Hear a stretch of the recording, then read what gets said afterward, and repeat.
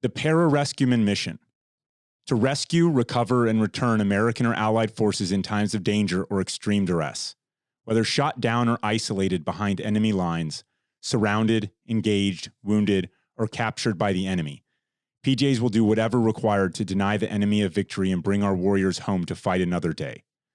Leave no airman, Marine, soldier, or sailor behind is our nation's supreme promise and responsibility to our brave warfighters. The United States Air Force PJs are the elite ground forces that provide our nation with the capability to execute this noble responsibility. The PJ motto is, "These things we do that others may live."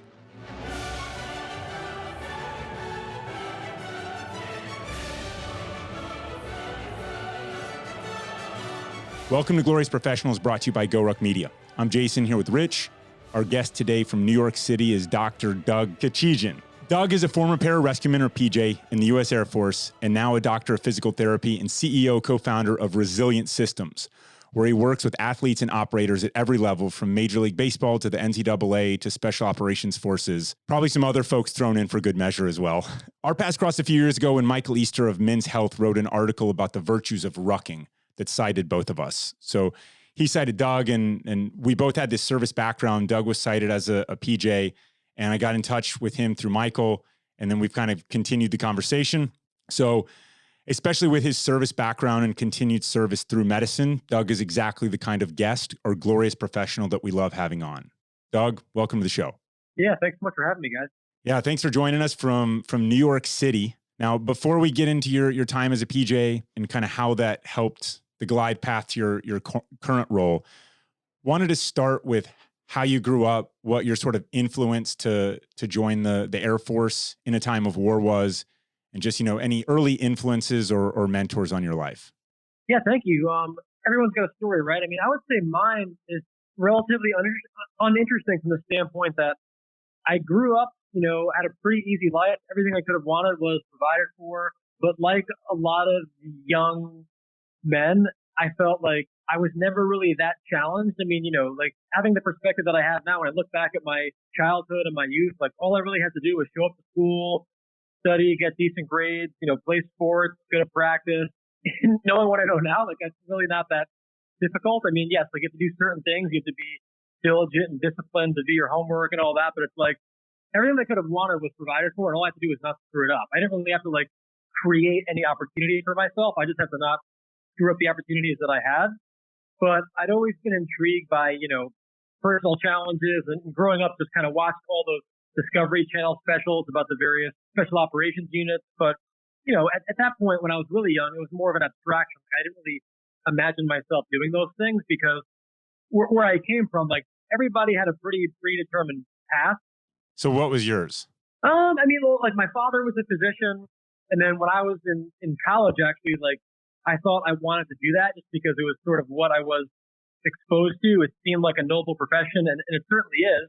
You get to help people. It's idealistic and it's somewhat, intellectually stimulating. So I just kind of figured like that I would do that. And so I ended up going to college, undergrad, thought I wanted to go to medical school, and I took it pretty far. I mean, I went as far as taking the MCAT, the entrance exam for med school, interviewed at some schools, was pretty deep in the process. But the fall of my senior year of college, September 11th happened. So I graduated college in 2002. And so it wasn't necessarily like, 9/11 happened and I was like, okay, I'm going to go to the recruiter tomorrow.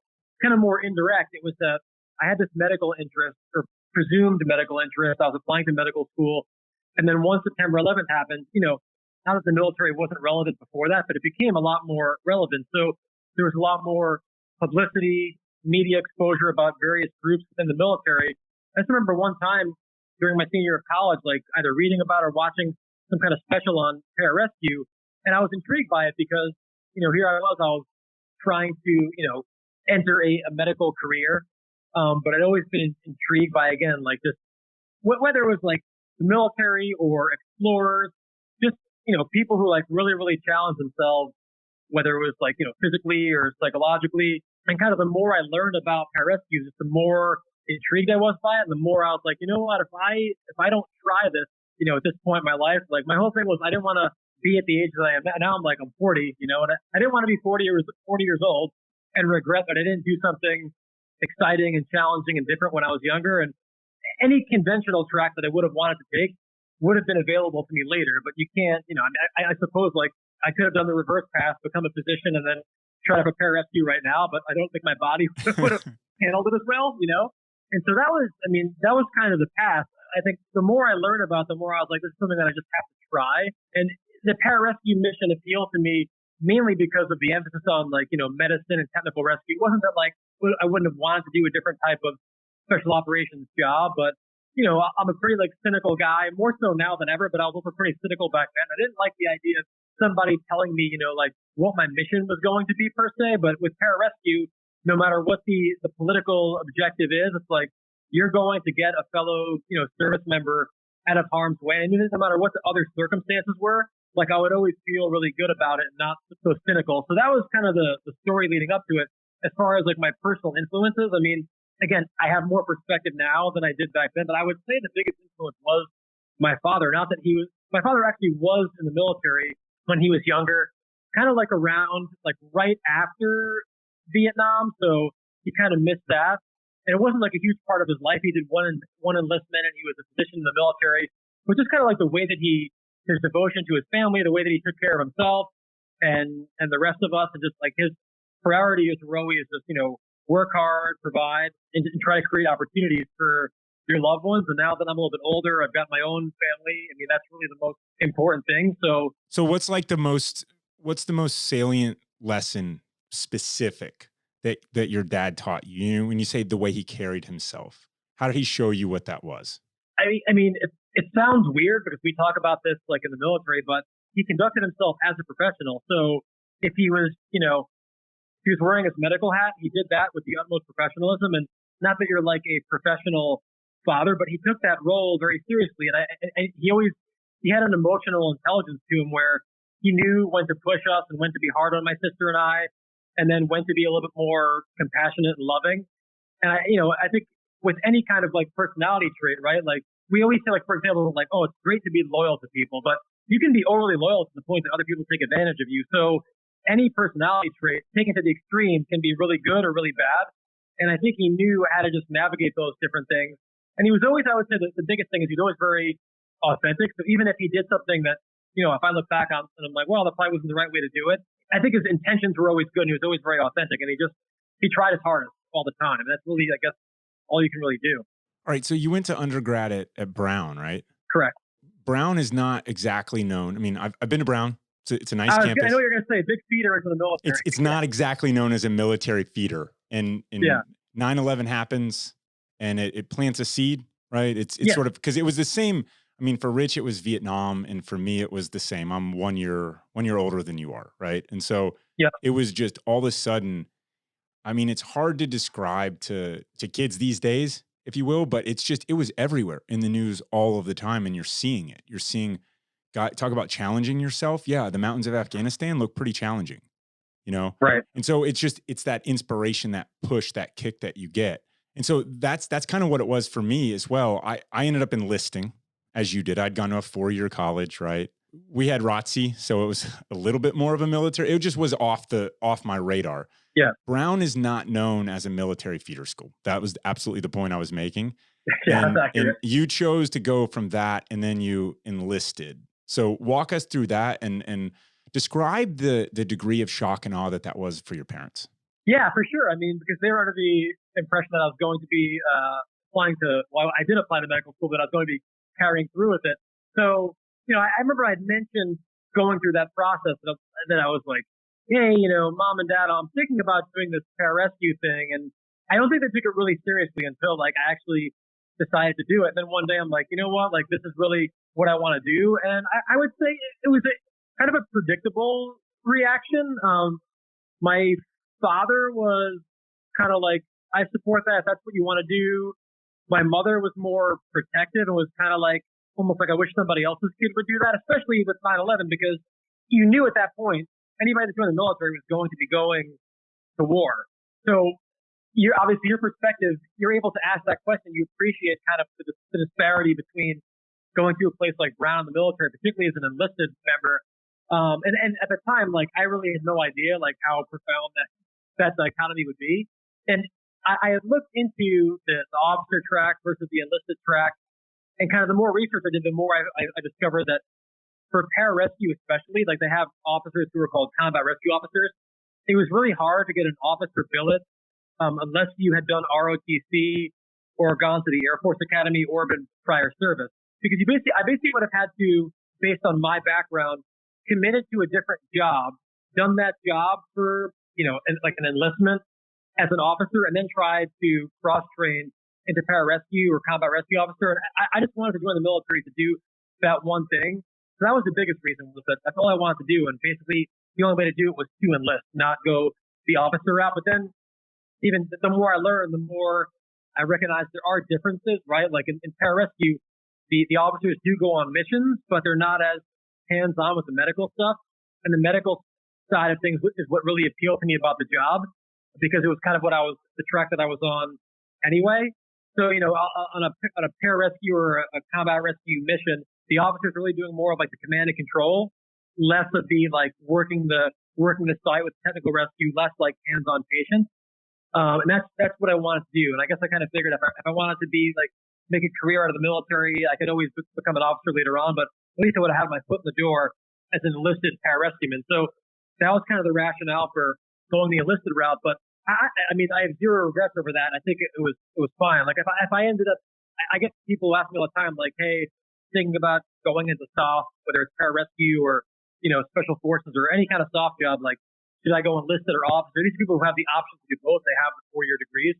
I'm like, well, I mean, if you know for sure this is a job you want to do for 20 years, like, yes, you probably will, run and gun a little bit less ultimately as an officer, but you do have to think about like the career aspect and providing a life for yourself and your family. And like, it does make more sense, like long term, probably to at least some point become an officer if you have the option to do it. But for what I did, I mean, I ended up doing basically 13 years between full-time and part-time service.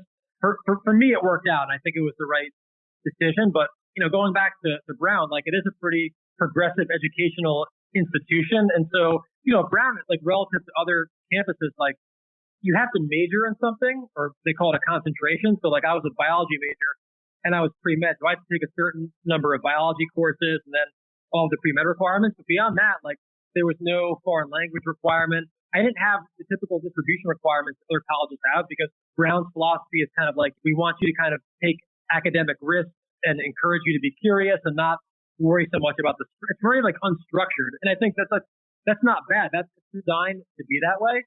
So to go from a relatively unstructured environment where they kind of encourage you to like think for yourself, everyone's an individual. There's not a lot of like, they pride themselves on being kind of anti-conformist. And then to enlist in the military where, I mean, like, let's be honest, like when you're going to basic training, like your job isn't really to think, it's to conform, to kind of subjugate your individuality to the group. And, like all I knew was like, I wanted to be a PJ. I didn't know like how they break down your identity to kind of, you've got to be in the bigger military before you can be in the special operations community. You've got to learn how worthless you are, right? Yeah. Like you will clean this, you will do that, Right. And it serves a purpose. I mean, you have to work to the lowest common denominator. You're working with big groups. You can't individualize basic training for everybody.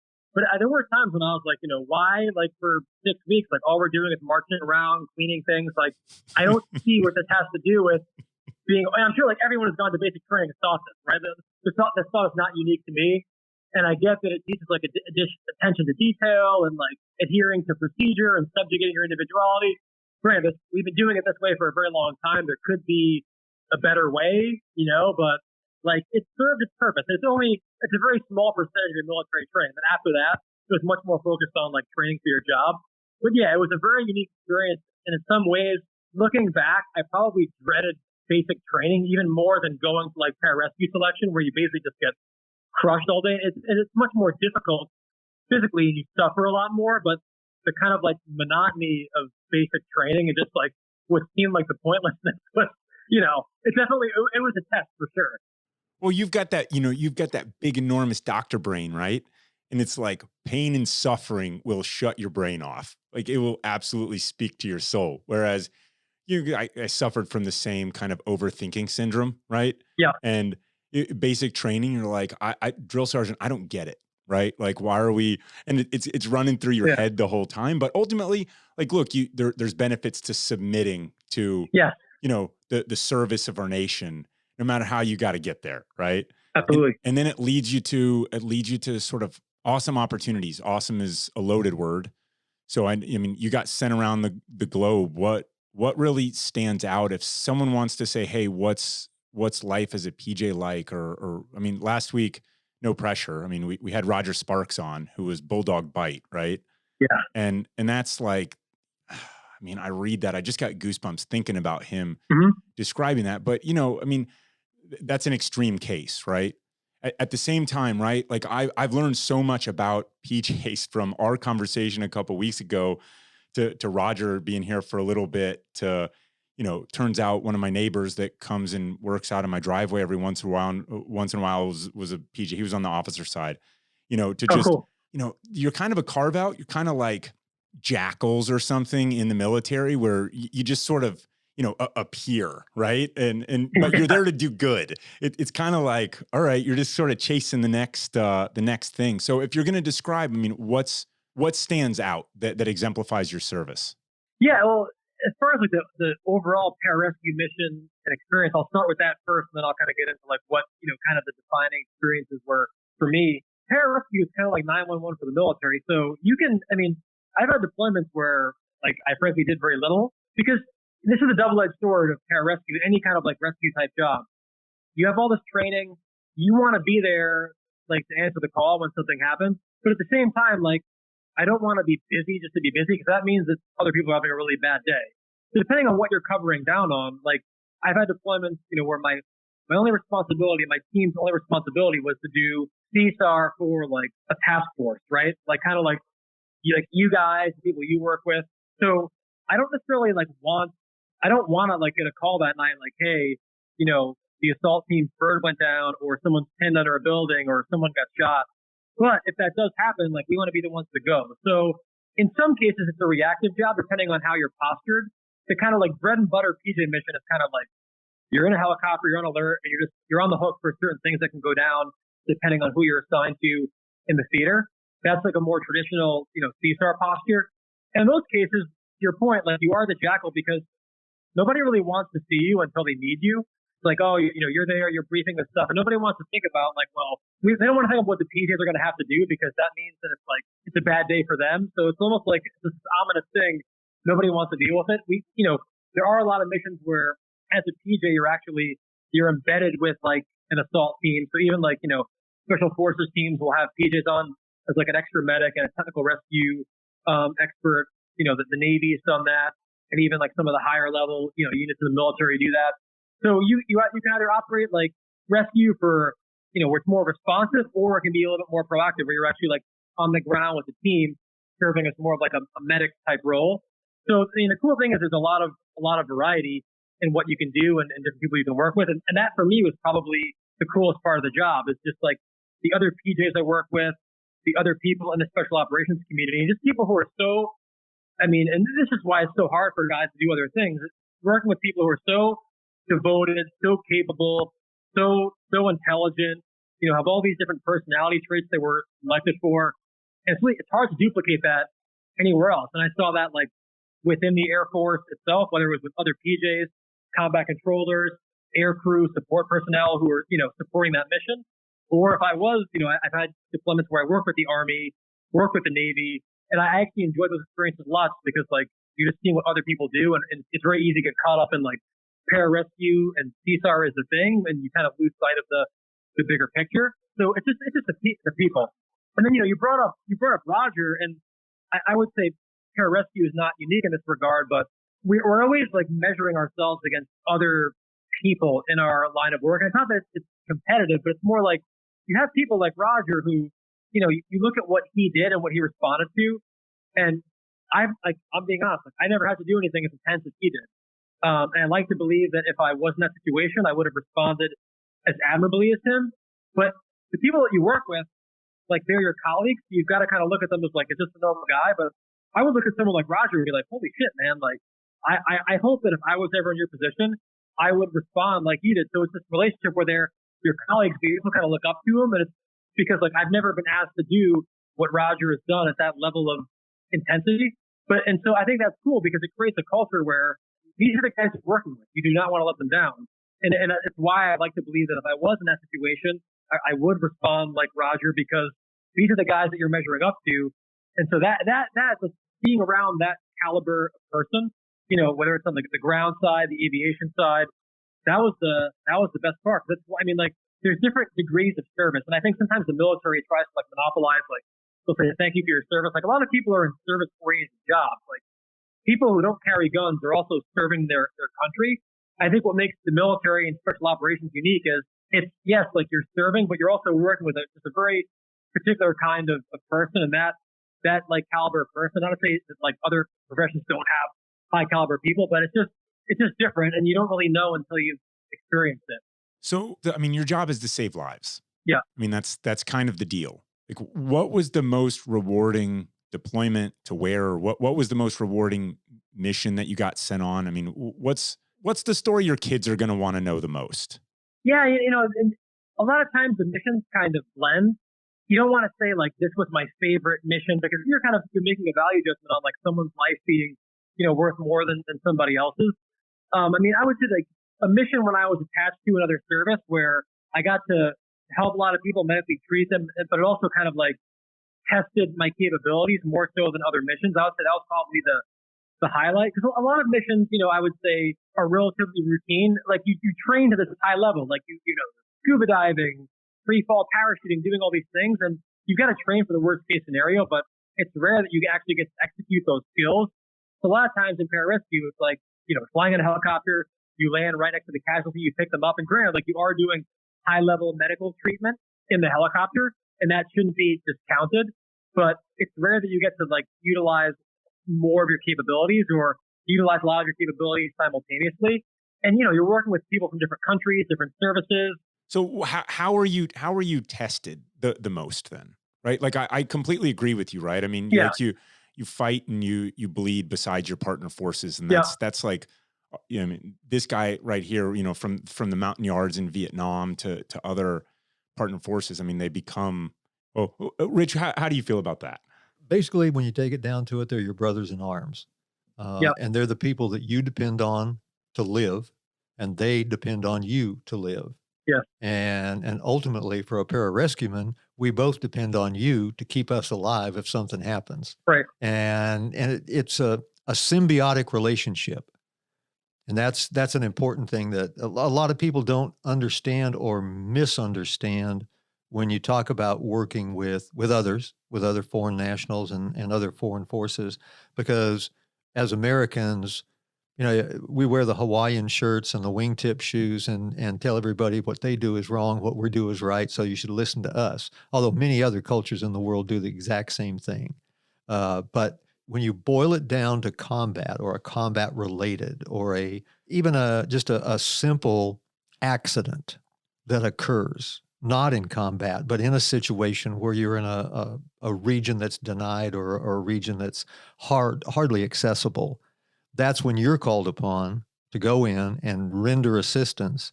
And that becomes a very important thing that a lot of people just don't understand, that it becomes a very personal thing.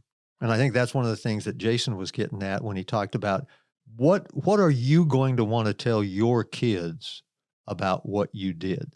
And it's not just in the war, Daddy. It's what have you done with your life, of which a major portion was the combat rescue role.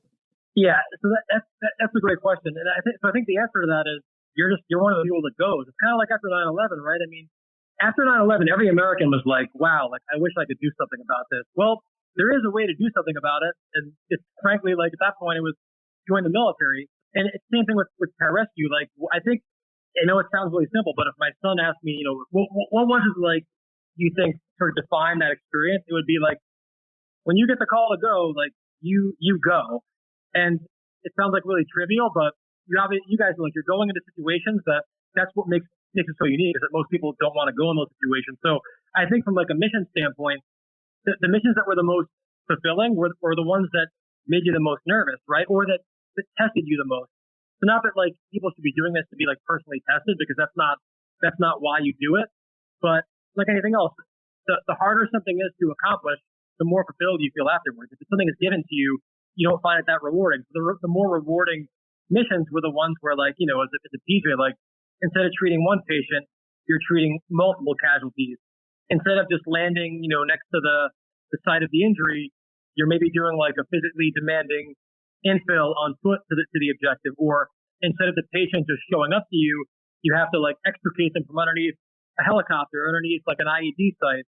So it's when you get to utilize your training, test your capabilities, and then also just there's the individual piece, but then when the team works really well together. So like when you do your part, when the team works seamlessly, the command and control is tight, the person on the radio is coordinating all the air, and like when you're kind of predicting what everyone else is going to do. So like a lot of times, like when teams work well together, they don't even need to ask like where you're at. They can just look and they can see how you're working, and like they know what the next move is. And that you know, that comes from training together and putting in a lot of time. So I would say the most rewarding missions were the ones where you're putting yourself and the team at the most risk, because that's what makes answering the call kind of special. If it's like, yeah, you're just doing a fob to fob transport, like, yes, that job needs to be done. And by fob, I mean like, you know, secure base to secure base. You're really more of just like a transport platform. It's not like a really, you're not doing like combat search and rescue. Like you're in a combat zone, but you're not outside of the wire. But, you know, the further forward you are, the more risk there is to yourself and the team, and the more your capabilities are tested. That's what makes answering the call something you can feel really good about. So much of saying "send me," right, which is engraved on the big statue at Green Beret graduation. There's an element where you have to overcome fear. You just have to, and each of us have to kind of make peace with that, and then you've got to do the job, right? And then I'm painting this out as we have other guys that have served in special forces, SEALs, special operations, take your pick, right? And none of us is superhuman, right? We have all of these emotions, and yet we go anyway. Mm-hmm. And it's kind of breaking that down and saying, look, you know, courage isn't not feeling fear, it's saddling up anyway, you know? And was there some time when you were like, this could be a really bad day, or, you know, like the pucker factor was just enormous? Either what was it, or how did you deal with that? Because look, I know your journey because I've also kind of been on it, right? I mean, you go to college, you take classes, you have a path, 9/11 happens, you're enlisting in basic training, and then you're getting into just painful smoke sessions to prove that you want to be there. You're getting bonded to a team, but war is hanging over you, right? Like you didn't go to Brown to go to war, and yet you felt called to do this. And you're right, exactly. You're exactly right when you say, well, there is a way to actually do something about this. And then it was join the military. And there's a million other different ways to serve, but that was the calling of our generation. Yeah. And yet there are these moments where it's just, this is really real. And you've got to overcome something. Like what was maybe it's fear, maybe it's something else, but what was the hardest part? Because it wasn't the smoke sessions. Right. For you, it wasn't that. Like, what was the absolute hardest thing that you had to overcome? You know what's funny is, the military is really good, I think, at, and you go back to the basic training. It's like when you lose your individuality, you make yourself accountable to a group. A lot of, I think, the things that like people do in the military that might seem almost like reckless, when you have a greater purpose, whether that's the mission itself, your teammates, and frankly, like your teammates is enough. I mean, the pararescue mission, like, on a micro level, that's enough where it's like, okay, like if I got to go, I've got to go. And again, luckily I was not, or luckily or not luckily, who knows, like I wasn't in a situation like Roger was in where I was like on the hoist cable getting shot at, where like literally like he looked at his jacket and he had a bullet hole there, you know? So, and if your mission planning is done correctly, you do things to try to mitigate risk, but you can't always mitigate those risks. I think as far as like channeling fear, the military does some things well in pararescue, obviously. And one of them is like, you're accountable to a greater purpose, whether it's your teammates, mission, country. It might be unique to each person, but you know, when you step outside yourself, it makes it easier to not be as self-conscious and not worry so much about what's going on individually. Granted, like if you're a human being and you're rational, if you're going to have fear and think about yourself, there's ways to make yourself kind of less self-conscious, and being part of a group is one way. Another thing the military does well is that like the emphasis on procedure, right? So when you go to scuba school, and they're ripping your regulator out of your mouth, tying it around your tank manifold and flipping you upside down and hitting you. The whole point of that is to teach you, okay, like there's a way out of this. And that way, I still remember it to this day. It's like, okay, you get on your knees, you turn your air back on, you trace the regulator, and you go through that checklist of that procedure. And even if now a lot of the soft units have like, mental performance coaches and psychologists, and they're teaching things like, rehearsal and stuff like that. But when you go to a brief and you're going over your emergency procedures, that's exactly what you're doing. Like when you're at a parachute brief and it's like, hey, what do you do if you get a parachute malfunction? Like, and you verbalize it, you rehearse it. Like that's exactly what you're doing is you're giving yourself a strategy to cope with a really bad situation. And not every procedure is perfect, but at least when you're under stress, if you have something to do, you're less likely to freeze and get paralyzed by all the chaos around you. And so whether it's in medicine and in aviation, jumping, we have procedures for a lot of the bad things that could go wrong. So that was also very helpful because even jumping, right? You're doing these like free fall jumps at night. Maybe you haven't done one in 4 months. They put equipment on you and you're like, what the hell am I doing right now? And a lot of times like the anticipation is worse than actually doing it because once you get off the ramp, you have to like, okay, well now I've got to get in my stable position. I've got to look at my altimeter. When am I going to pull? And I'm thinking about, what if something goes wrong? And then you're in kind of just almost robotic procedure, like go mode. So, but when I did get kind of like, okay, what am I doing on this ramp here? You just think about, all right, like, what am I supposed to do in this jump and go through the steps? You're basically mentally rehearsing it. So for me, the one time in my military career when I was like, wow, this is like really bad. I don't know what to do. It was when there wasn't a procedure really to fix it. And it's going to sound stupid because I wasn't being shot at. It was in Afghanistan. There was like a training LZ off base. We were just doing some like basic stuff, basic patrolling, simulating pickups. And we had done our training. We were about to take off and we're up the radio. And one of my teammates said, hey, there's unexploded ordnance to like our 3 o'clock, 10 meters away. And, there's obviously a lot of duds there, but some of the stuff is live too. So I'm thinking, holy shit, like when I'm not flying the helicopter. At that point, there's nothing you can do. I'm like, wow, is this how I'm going to go? Like, I didn't know if it was like an IED that somebody had planted. It's like, am I just going to sit here with no control over the situation? And then this bomb goes off and like, that's it. It was like 10 meters away. And that was the worst because I couldn't focus on like, well, if my parachute doesn't open, I'm going to do this. I had zero control over the situation. And that was the worst thing. It would kind of be like I've actually been a passenger on a tandem jump because some of my teammates who were tandem qualified, like they had to jump with a passenger to stay current. Like I got more nervous being a passenger than I did jumping myself because I had zero control, zero procedure. And so that experience of like that unexploded ordnance, obviously it ended up not exploding because I'm here talking to you. But even when we were flying away and we're just off the ground in a hover, I'm like, shit, like is this how it's going to end? And it's not like a glorious combat story, but that was when I was the most probably like emotionally stressed because there was zero I could do about it. Control's a thing, huh? Yeah. Yeah. How much training, how many people did you ultimately work on throughout your career? And like, how did that kind of ish ballpark? And like, how did that kind of bigger question is how did that prepare you as you wanted to become a doctor of physical therapy? I mean, probably over the course of my career, a couple of dozen patients. I mean, there were some, like in Afghanistan where it was more of like a traditional like CASEVAC type mission. The pickups were a lot more frequent. In other theaters where like maybe, I was attached to another service and, it's more of a ground asset, then it might have been only a handful. I've had deployments where like all I did was I just picked up aircraft that had crashed, unmanned aircraft, and tried to recover the sensitive equipment. But I would say like a couple of dozen, like patient contacts on deployments. It's not including like the training you do at home where you do ambulance ride-alongs and work in emergency rooms. But as far as how that prepared me for what I do now, I mean, I think just having the experience of knowing not that like in my job, I'm doing outpatient sports physical therapy. So I'm not working with sick people, but when you do work with people that are like actually sick and in trouble, it just makes everything else so much easier. And, like having a big picture on like, okay, even though my job is to make someone's, knee feel better, like having a better understanding of like just their systems and their physiology. And maybe like say if an older person is on certain medication and has comorbidities, like having, been responsible for working with those populations as a pararescueman and then having a paramedic credential in the Air Force, just much more comfortable with that stuff because you just need, no matter how much you simulate treating patients, you need reps with real people to really feel comfortable. It's like no matter, I'm sure when you go to the Q course and go through like your SF training, yeah, like you get great training, but that first mission is still nerve wracking because it's real.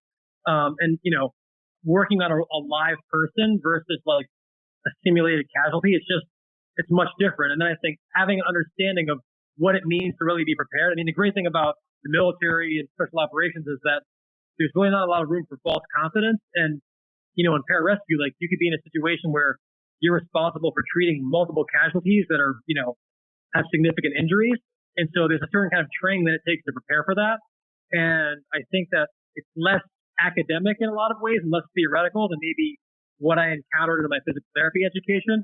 So kind of knowing, okay, like there's things that were good about my civilian education that the military could probably learn from, but it works the other way around too. And I think just knowing what it means to really be prepared, like what constitutes good training and not just checking a box off and like learning about, how a condition should manifest in theory versus like, okay, even when it comes to like, drugs, right? Like when you see what someone actually looks like when they've taken ketamine and the changes that occur that are normal side effects of the drug. What's ketamine? It's a drug that like you would give in combat for pain and sedation. Okay. But like in a civilian medical environment, until you've like actually gone through like a residency or fellowship, you learn on a slide like, okay, well here's what ketamine does, here are the side effects, and it's like, oh, side effects like mental confusion, all these things, and it's like, but again, it's abstract. When you've seen someone, a normal person, you give them ketamine, and 1 minute they were like very, very lucid, and the next minute they're in la la land.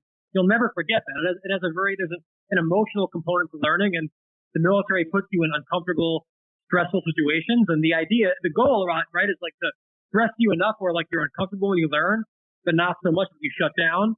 And I think that like having that background and what does good training look like? What does it mean to be uncomfortable, but not so uncomfortable that you freeze? And then taking that into what I do now. And so a lot of my education even now has been like kind of self-guided because yes, like you need a formal education, but I think having that background in pararescue and special operations kind of taught me almost like how to learn and where to seek out information that's going to make me more competent as a professional.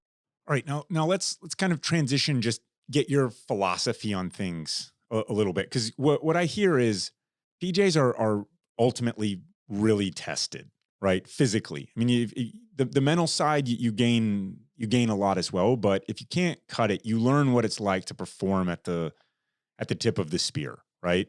And so you have that, you've gone through that. And then you go through and you get a lot of hands-on trauma, et cetera, style medicine as well. And you get the mindset that comes from the military. And so now you've become, like, to me, a really significant thought leader on what human performance with some common sense mixed in, because it's not just purely academic. And it's not purely just like, I'm not a doctor of physical therapy. I didn't, like, human performance is something that I had to learn, but I take cues from experts like you and Dr. McGill and Kelly Starrett and people like that. And so I've really come to appreciate and respect your opinion, your philosophy, because you're a straight shooter in my book. So just kind of want to get, like, what should people do, right, to be healthy, push the envelope, challenge themselves in your world? What's the world need more of? Yeah, I mean, philosophically, human performance is the same as what I did in pararescue. So you have a mission or your goal. First of all, what's your objective? So in the context of the military, when it comes to human performance, like, you need to be physically prepared for your job so that the job is hard enough. And there's so many variables that you can't control from like a tactical standpoint that you shouldn't have to worry about, right? Like, you're in Afghanistan. Well, can I do this 10-mile infill through hilly terrain? And not only be able to complete it, but can you complete that infill? And like, now your job actually starts. So are you fit enough and prepared enough where, like, now when you get to your objective, you're not so fatigued that like your skill deteriorates? The idea of the physical preparation in any job, whether it's the military, law enforcement, fire, or even like professional sports, is to basically give yourself enough sort of physiological currency so that skill is the limiting performance in your endeavor, not the physical ability. Now, there's certain sports, right, where like some people are just so physically gifted, no matter how much you prepared, quote unquote. Like, I could be on the best program in the world never got a 40-inch vertical leap, right? So there's like a genetic component to it as well. But fortunately in the military, like you don't need to be a super freak genetically to be able to be physically competent. But so it's also risk mitigation, right? In order to prepare for a pararescue mission, special forces mission that you did, you need to do risky things in training. Like you can't notionalize and talk through a halo jump and then expect to be able to do it. But at the same time, like we have training restrictions. Like we don't do a training jump when the winds are 50 miles an hour because it's just from a risk reward standpoint. It's like we're not going to like kill people in training to prepare for something. We want to, like the training has to be risky, but not so risky that like you're compromising the team, because if it's too risky, then you don't get to do a mission. You're not available. So you've got to be available for your job. So how do we translate this to basically everyone, right? People that want to push themselves, challenge themselves, become a little bit better, right? I mean, halo jumps, cool, like face your fears down, right? But I mean, it's kind of, so you're training for something, your goal is, I want to be stronger, healthier. I sit too much. I have a phone like everybody does, right? Like the 90%, I mean, the American way of life is, I mean, you think what people in our country have sacrificed, that they sacrificed first and foremost through human performance, right? I mean, storming the beaches of Normandy, et cetera, right? The wars that people have fought, like that's in our genetics. It's in our DNA. There's a lot of type A people is what I'm getting at. And they just want more out of life. Those are the people listening to this. Yeah. And so what does that look like, whether it's lifting weights or running or rucking or doing CrossFit or all together mobility, stretching? I mean, one quote that you read, which is great, or said before, is like, we've made lifting weights way too difficult. It's not calculus, and yet how do we push ourselves best? Yeah. So think of like training physical preparation as a menu with different courses. So obviously you can have a different model, but kind of my model is you have to have, number one, variability. So variability is like, can your body get into certain positions? You can think of it more as like kind of mobility, because if, for example, like you want to be able to do squats in the gym, well, if your hip doesn't flex or rotate, like you're not going to squat very well. So you're not going to be able to do the whole movement well if you don't have the individual pieces, components in your joints to be able to achieve that movement. You need to have this variability, but you've got to also have a way to kind of structure that variability. So think of your variability as like your alphabet. We can have an alphabet, but if we don't have grammar, we don't have a way to organize that alphabet, then we're not going to be able to communicate and make sense out of all of those options. If you want to have options, variability, you need to have a way to organize those options. So that's kind of where like the skill component of a movement comes in. You can have all the like range of motion in your joints in the world, but it doesn't mean you're going to squat well or do whatever you want to, like even run well, if you sequence those joints appropriately and have some kind of like some technical standards. That's like more like your grammar. And then you need to have power, which is kind of your ability to display a very high output. That's kind of like doing something like, say, like a 1RM, deadlift or squat, or like being able to just sprint as fast as you can, achieve like a maximal velocity or jump as high as you can. Think of that as power. It's more just like, it's intensity. And by intensity, I mean, not like how hard you perceive something to be, but your output relative to what you're capable of. So benching 95 pounds one time is more intense than benching, 40 pounds 50 times, even though the latter feels subjectively harder. So intensity, again, is like your output relative to your capability. And the last component would be capacity. So capacity is your ability to kind of endure fatigue, your ability to kind of prolong things. Now, depending on what your goal is, you're going to gravitate towards different relative proportions of all those things. So a ballet dancer, circus ballet performer needs a lot more variability, options, mobility than a powerlifter. A powerlifter needs a lot more power than capacity. An ultramarathoner needs a lot more capacity than a powerlifter or a sprinter. For the average person, that just the whole like, I just want to be healthy and like kind of be prepared for anything scenario, it's a little bit problematic, because if you're prepared for everything, you're not really preparing. You have to have some kind of a goal, right? But if it's like, I want to be healthy, I want to be able to like run away from somebody if they're chasing me, pick up my kids, but also go for a rock or a hike with my family. I want to be like decently strong. I would say for like the average person, you should be doing some kind of mobility work every day that addresses your limitations. Or if you don't have limitations, that maintains key and ranges of motions that you'll lose if you don't access them through dedicated mobility work. And that's something that Kelly Starrett has spoken about, better than I ever will. And he's got a ton of great information on that. So some kind of mobility work daily. I would do some kind of, strength work, probably like twice a week. And by strength work, and this is where like the calculus quote comes in, like a lot of times people get emotionally attached to exercises. Like, for example, any exercise is a means to an end. Unless you're like a competitive Olympic lifter or gymnast, like you don't need to do any particular exercise. You're doing an exercise as a means to an end, as a means to just strengthening certain muscle groups for a job or a sporting endeavor, or just to be generally healthier and more robust. So like, you don't need to Olympic lift, do muscle ups, or even do squats or deadlifts, like to get stronger, to be healthy. And for a lot of people, I think there's like lower cost ways of just being healthy and strong. I'm not saying people shouldn't do Olympic lifts, but I'm saying like, does the average 50-year-old like need to Olympic lift? Absolutely not. If they like to, I'm an exercise libertarian. If you want to do it, then do it. Be prepared for it, but you don't need to do it. You're not missing out if you're not doing muscle ups or Olympic lifts. So again, kind of avoid those emotional attachments to exercise and figure out like, what's the big picture? Like, why are you doing this movement in the first place? You can keep it like really simple and really basic if you have that philosophy, but I would do some kind of strength training twice a week.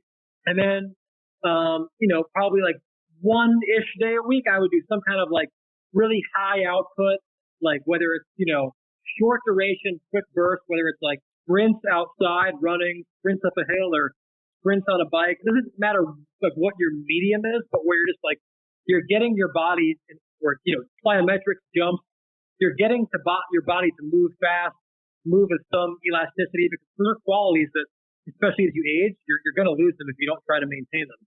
And then probably like, 2 or 3 days a week, I would do some kind of just aerobic, low intensity type work. And that's where, you guys have been very like great advocates for even going outside for a walk. Like if people just strength train twice a week, even if it was like body weight movements, did some kind of mobility work, and then just went for a long walk 3 days a week, you would cover your bases. Maybe with some awesome weight on their back. Yeah. Call it rucking. Exactly. Not to be like a specialized athlete. Like you're not going to make it to the Olympics for hockey by doing that, but like you just want to be healthy and be able to meet a variety of demands in your life. Strength train twice a week, mobility work every day, and then like go for long walks, and maybe one day do something fast, even if it's on a bike or a controlled environment, like a Versa climb or whatever. Like I think that like if you can do it and you have the requisite skills and mobility and foundational elements, like sprinting is a great activity. I think it's kind of like a fountain of youth, but not everybody should be sprinting unless they can achieve certain benchmarks. But there's ways to move fast without sprinting and risking pulling a hamstring. So walking, I think, is a very underutilized means of exercise. And, everything now is about like instant gratification. How can I hack my workout? How can I get, same benefit of 2 hours in 5 minutes? But there's something fundamentally human about like walking for a very long time and doing a 4-minute Tabata interval protocol.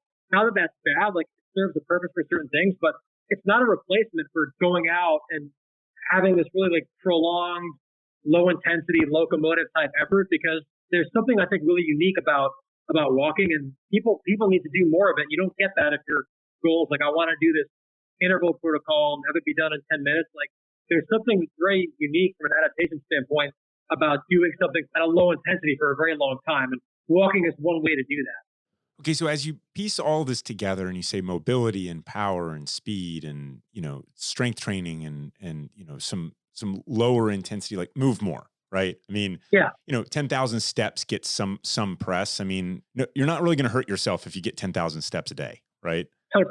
100%. So transitioning to kind of your day job, a big part of it, you're rehabbing people, you're helping people rehab. Like, hey, I got this ailment, I got this thing, right? Like, how do we avoid injury? How do we learn to listen to ourselves better, right? And then, how do we kind of get back in the fight? Like, what does that look like? Because I'm no stranger to injuries. This guy's no stranger to injuries. And I know for damn sure you're no stranger to injuries either, right? So what is that? How do we do that?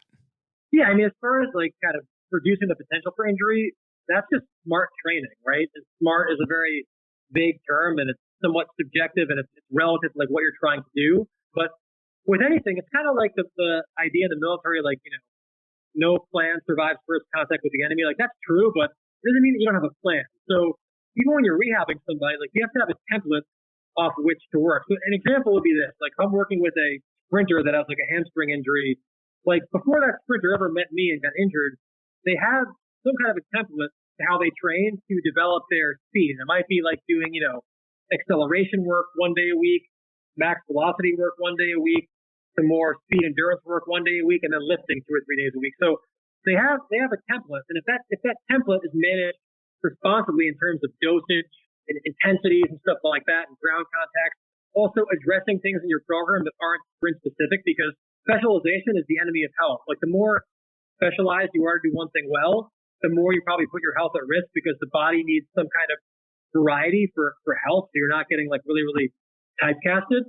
So even a high level like athlete needs some kind of general work just to maintain health. Now that would include things that look nothing like their sport, but it's a balance. You got to figure out like how much of each of those components do you need to perform at a high level? Because if all you do is general work for health, but you don't do any specific performance-oriented work to specialize in your skill, then you're never going to be that good at what you want to do. So again, it's a balance, but having the right template, kind of mission plan in place is the first thing. And then if you get hurt, right, like you have to, sometimes you got to audit your process, but sometimes just getting hurt is the cost of doing business, just like it's the cost of doing business on a military mission. Like, you can do everything right from a training and a planning standpoint, people can still get killed because it's just a dangerous game. And that's kind of where, like, the whole, from an injury standpoint, like, it's risk management, kind of weighing cost benefits. So the key with rehab is to be as aggressive as possible without exacerbating pain or exacerbating symptoms. So with that hamstring injury in a sprinter, right, like, even if they're quote unquote injured, if you can help it, you don't want to do just very low level things that look physical therapy-ish. And it kind of my sometimes like issue with physical therapy is that it can underload. It tends to underload as a profession. And if you're underloading, that's the equivalent of just doing a PowerPoint presentation on halo jumps instead of halo jumping. Just because you can't do a halo jump for whatever reason, maybe the winds are too high, doesn't mean that your only alternative is to watch a PowerPoint on jumping. It could be going into a wind tunnel. It could be doing, now they have like simulators that simulate being under canopy. It could be any of those things, but there's ways to train for the risky activity without doing it the riskiest way. So if your hamstring is injured, should you go out and sprint as fast as you can? No. That doesn't mean that all you need to do is glute bridges and different kinds of stretches. You can do drills that most sprinters do in their warm-ups or in their program that mimic sprinting that don't exacerbate symptoms. And so because they have a template in place, maybe that injured sprinter, the first week they're injured, instead of doing, max velocity work on the track where they're running, maybe they can ride a bike and they can do, for 5 to 8 seconds, they can pedal that bike as fast as they can. It's not the same stimulus and adaptation as running, but it's better than doing nothing fast. So basically, you can work off the template that you would already use. If you have your acceleration template, you can do different things that look like the body would look in an acceleration pattern, but they don't exacerbate symptoms. So maybe instead of sprinting out of the blocks for 10 meters, maybe you're pushing a heavy sled, and sometimes that might not set off your hamstrings, but you're working on the same body angles, same body positions, working some of the same muscles. So the idea is trying to mimic when you're injured what you would normally do without making yourself worse. And then also try to get at the root cause of the injury. Maybe there is no root cause, but if there is, maybe you had a muscle that was underdeveloped. Maybe you had a mobility limitation. So address those weaknesses while also trying to keep building your strength. Does that kind of answer it? Yeah. So, okay. So we got into kind of a fun conversation last time we chatted about like the role of fitness as it meets modern day and social media. And there's all kinds of pitfalls out there, right? Attention seeking and a lot of extreme positions out there on fitness, kind of all over the place. And like, what's your stance on the state of the world fitness, from just the way that social media is? I mean, we're seeing this huge explosion of everyone's a trainer now and everyone's going to do virtual classes. And it's just, there's so many businesses being built around this. Now, where's the world that you see it? How's it going to go? What are the problems? And if you want to be smarter about this, how do you kind of mitigate the bad stuff out there? Yeah, it's tough. And I think that what you're speaking to, like in the fitness and exercise world, is just a microcosm for everything that social media does. I mean, social media tends to perpetuate some extremism, whether it's politically and exercise. That's kind of the nature of those platforms. That's what attention drives engagement. And these platforms are about engagement. So, with fitness, the more outrageous something looks, the more, likes and clicks and that kind of thing it can generate. So we live in a world now where there's so much information, and that's seen as a good thing. And access to information certainly is a good thing, but the problem with more information is now how do you filter signal from noise, right? Like, how do you know what's actually good information? I will say with fitness versus politics, like, for the most part, something that looks quote unquote extreme from a fitness standpoint is not hurting somebody, and it gets somebody who otherwise wouldn't exercise to exercise. I think that's like generally a good thing. But as an individual, you have to have some kind of like a BS filter for any kind of information you're receiving. Like, what kind of makes sense? What's going to pass a sanity check? I think that, right now, like you said, everyone is a trainer, everyone's an influencer. I think like just broad strokes, like I would tell anybody that if anybody tells you like they have the secret so that what they're doing is new, like no one's doing anything new and there's no secrets and there's no like one thing that's the key to your fitness, to your health. Like if someone says like, look, if all you have to do is like do this one workout or ride this contraption and like that's all you need. Like again, from a health standpoint, you need balance. Now, if you're the kind of person where like you're either going to do nothing or you're going to do like just that one thing 4 days a week, that's not hurting you, then like that's better than the alternative of nothing. But there needs to be some kind of variety, some kind of balance, and some kind of, I would say, nuance. But nuance doesn't generally generate attention on social media. But ultimately, with fitness, I think people should find what they like, right? Like if you don't like it, you're not going to do it. And that can be the pull of some of these things that look extreme, is that they get people to enjoy things.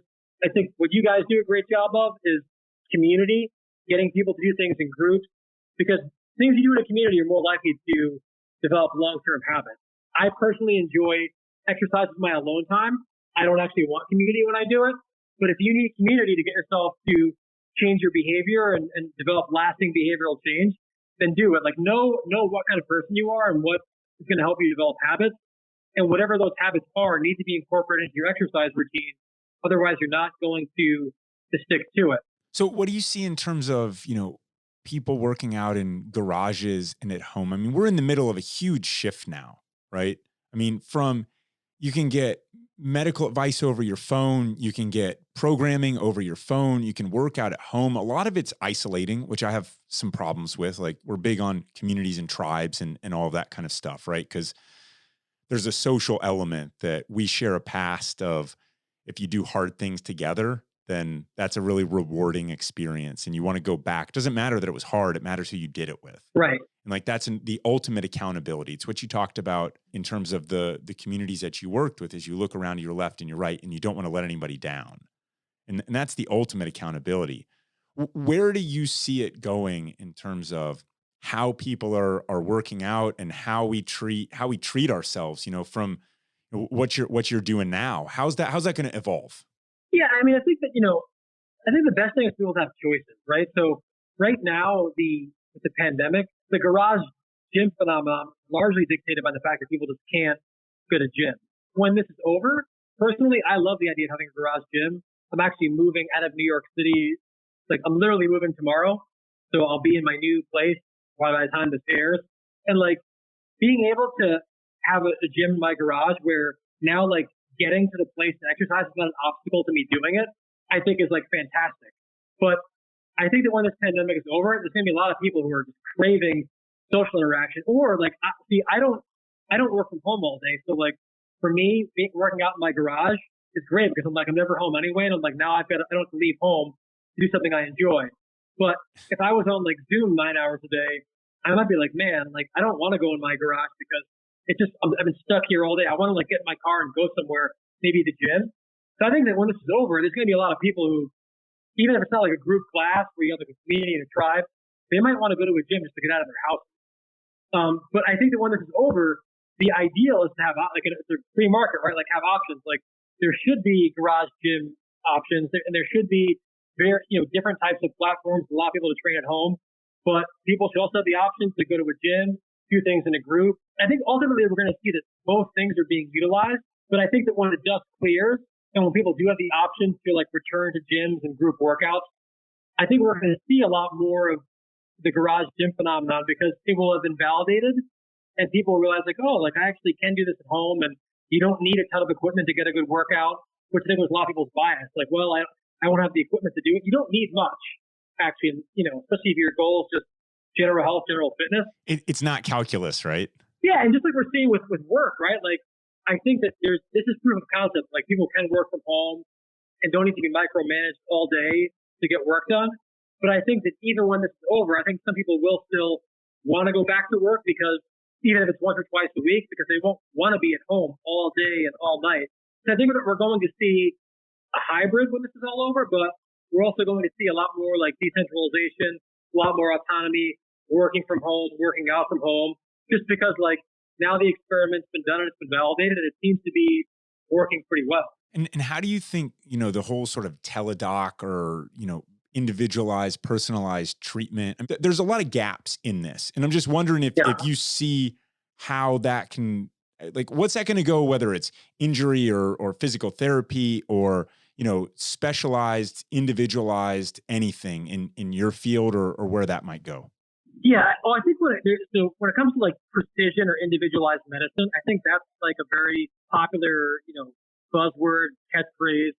But I still think that when it comes to a lot of what I do and a lot of what needs to happen, like when it comes to general health, isn't precision medicine. It's just getting people to do basic things well. If it's health, just like lifestyle stuff. If it's what I do, it's just getting people to like achieve just what Kelly would talk about, just basic, normal human being ranges of motion, which a lot of people don't have.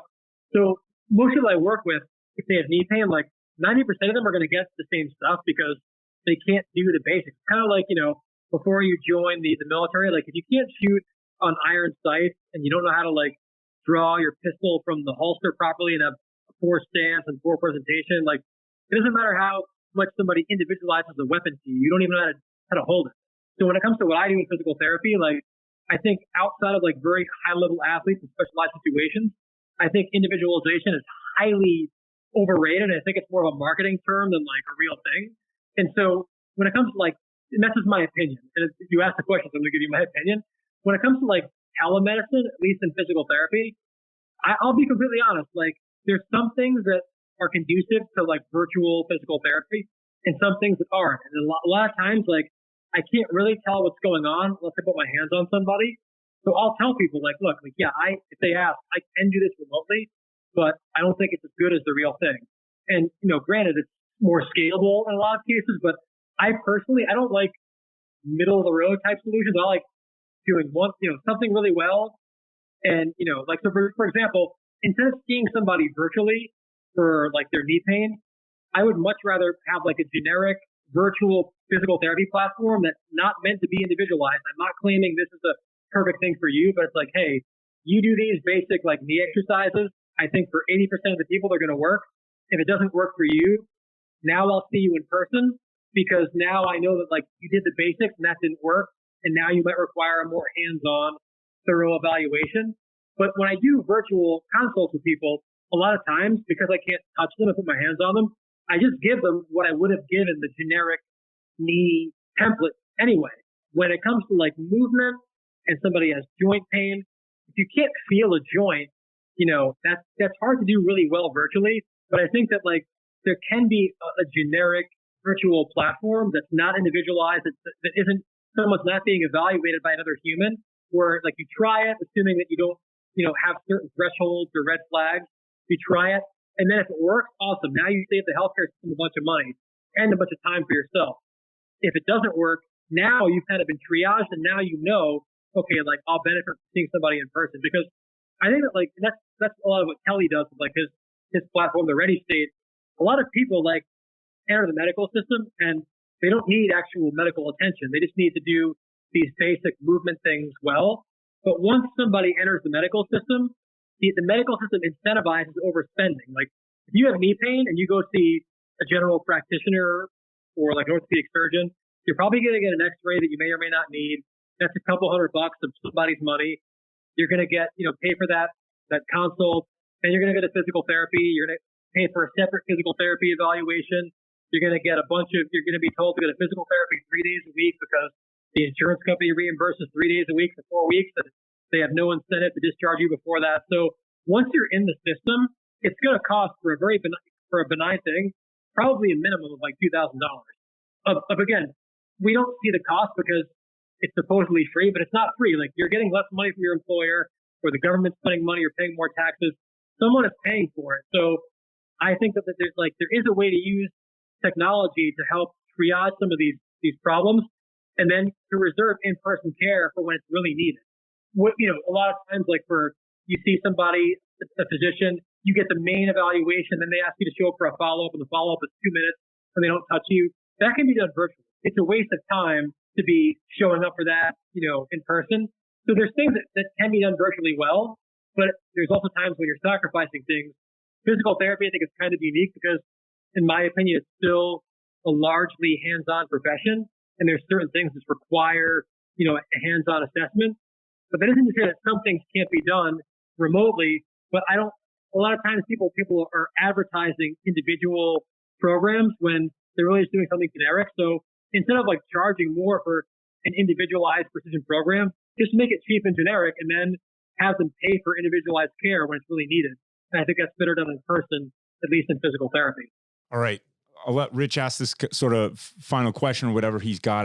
It might have something to do with the fact that he fell in a tiger pit several decades ago, right? And his knee's been all jacked up ever since. He's fought through it. I don't know. I surprised him with that lead in. But anyway, Rich, what do you got for Dr. K? Hey, it's just fine. I want to take it back to one other thing, and that is starting with your military training all the way through. One thing that a lot of people don't realize is that the thing that makes military people so good, it's because you are pressed over and over again to a higher level, is learning self-discipline. And that's self-discipline to yourself, self-discipline around the mission, self-discipline when you talked about standing on the tailgate at 25,000 feet.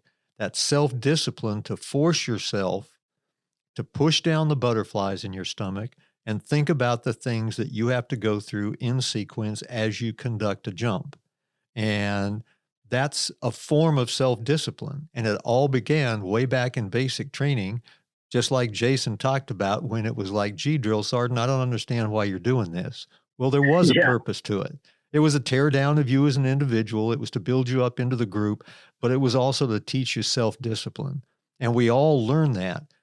When I hear you talk about the things that people should be doing today to be healthier, to be well, along with the physical therapy or physical exercise, it's important, I think, to me, nutrition goes right along with that. Mm-hmm. And a lot of people tend to forget the nutrition part because they still suck down Coca-Colas and they eat all the wonderful Whataburgers and the French fries. And then they go out and do some exercise and expect they're going to be just fine. Well, there's a combination that goes with that, but it all goes back to self-discipline and understanding yourself as an individual, and then using the people around you that are experts to get smarter about how you're doing things. And the idea that you get off your ass and you get out and you start doing things for you to make you healthier. I continue to do that, or at least I hope I do to a certain degree. And my knee's just fine. Thank you very much. I've been pressing Rich, and he did happen to, how come you didn't show up at PT this morning? Was it your knee, Rich? No, that was the cold that I'm getting over right now. When you said the tiger pit, it reminded me. I don't know if you guys watched the show Cobra Kai, on the guys fighting in Vietnam, basically fighting on this log in Vietnam, and if you lost the fight, you fell into a pit full of cobras. So he said tiger pit. I'm like, is that what we're talking about here? Like the Cobra Kai, POW initiation? No, I was on Okinawa and the Marines had dug a hole with the logs in the bottom. And I don't know if there was a snake in there or not, but had about an 80-pound rucksack and fell off and fell into the logs and then pulled a bunch of my leg stuff loose. But it all came back together and it all worked just fine. He hates talking about this stuff, but I'm like, damn it, Rich, we got mountains to climb. We got cities to visit for, decades ago, like go get a new knee or do something, man. Like you gotta stay in the fight. Right. So anyway, I just figured I'd drop that just in case it comes up later. But thanks a million for your time. Tell us how we can find you. Yeah. Website is resilientperformance.com. That's a good way to engage. And then for social media, we have Instagram, and that Instagram handle is Resilient PPT. So Resilient Performance Physical Therapy, Resilient PPT. And then my personal Twitter is Green Feet PT. Yeah, any of those platforms, happy to engage. Awesome. We'll link them all out. And you also have your own podcasts and stuff. Yep. People should listen more. A lot of brilliance in the basics, my friend. Appreciate you guys. Yeah, it was a lot of fun. Yeah, thanks, man. Yeah, there you go. Outro's begun. He has some great insights. He has a terrific background. He's a very accomplished young man, and he's not that young, but to me, he's young. But he had some great insights for people every day, and some great insights into the special operations community. You don't hear a lot of doctors talk the way that he talks, right? I've chatted with him several times, so a lot of it blends together. But in essence, if you're going through rehab, you shouldn't do nothing because you can't do this, right? Exactly. The idea of you're pushing a sled if you want to stay strong at sprinting. If your hamstring's torn, like you have to ease yourself into it. You can't do a halo jump by watching a PowerPoint. There's ways to adapt and still do it. And there's just a common way to approach things that special operations guys have that, there's not any bullshit in what he's saying. No, right? No, he takes it down to the kernel of knowledge that you have to have. And that's kernel with a K, not a C. And then he fills it out. And you can tell he's a very educated young man, but he talks in such a way that anyone can understand him in a way that's purposeful and gets right to the mission. And that's what soft guys do. I will guarantee that the military was good for him like that, because Brown's an Ivy League school, right? It's the most liberal Ivy League school that there is. Yeah, I've dealt with some Brown graduates before when I was in education. Yeah, I got it. Yeah, probably not like him. Not like him at all. And they're very smart people, very sharp people, but not to the level that he is, in that he can take what he's learned in his medical arena and his physical therapy arena and expound on it in such a way that people can understand him. It's a really hard thing. And, I struggled. We talked about this briefly, but it was this, you start over intellectualizing everything because you've read a book. Right. And that doesn't draw the same connections. And if you're in the people business, and if you're a doctor, you're in the people business. Yep. Learning how to communicate with others. And it goes back to, look, this isn't, an advertisement for joining the military. This is an advertisement, or this is very much a call to service. And there's all sorts of different ways to do that. Ways to serve, yes. The military is a really good one, though, when, you just don't have true intellectuals being driven towards the military like they used to be. True.